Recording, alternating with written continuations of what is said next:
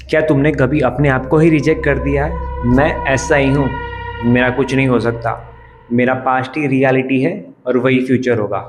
ये सब सोचकर तुम रुक गए हो क्या? तो एक बार ऋषि वाल्मीकि को समझो। वो पैदा ही ऋषि नहीं हुए थे, उनका नाम था रत्नाकर। रास्ता रोकते थे, लोगों को लूटकर जीते थे और मारते थे, और उसे लगता था मैं ये सब अपने परिवार के लिए करता। पर एक दिन देवर्षि नारद मिले। उन्होंने सिर्फ एक सवाल पूछा, जो पाप तुम कर रहे हो क्या तुम्हारा परिवार उसका बोझ उठाएगा? रत्नाकर को पूरा यकीन था। उसने बोला हाँ, पर जब घर जाकर पूछा तो सबने मना कर दिया।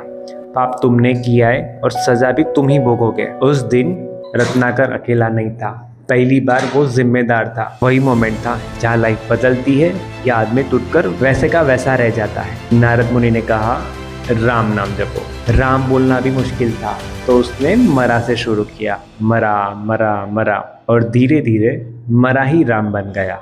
वो बैठा रहा, हिला नहीं। सालों तक इतना स्थिर की प्रकृति ने उसे ढक दिया, और वहीं से जन्मा वाल्मीकि। और एक दिन ब्रह्मा जी ने दर्शन दिया और कहा उठ महर्षि वाल्मीकि।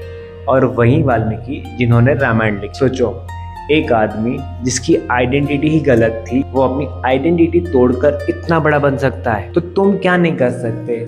सच ये है कि तुम्हें बदलने से कोई रोक नहीं रहा, बस तुम अपने आप को अलाउ नहीं कर रहे हो। परमिशन किसी की नहीं मिलती। पास्ट एक कहानी है, फाइनल वर्डिक्ट नहीं। तुम प्रिजनर नहीं हो, तुम क्रिएटर हो। अगर रत्नाकर वाल्मीकि बन सकता है तो तुम क्या नहीं बन सकते?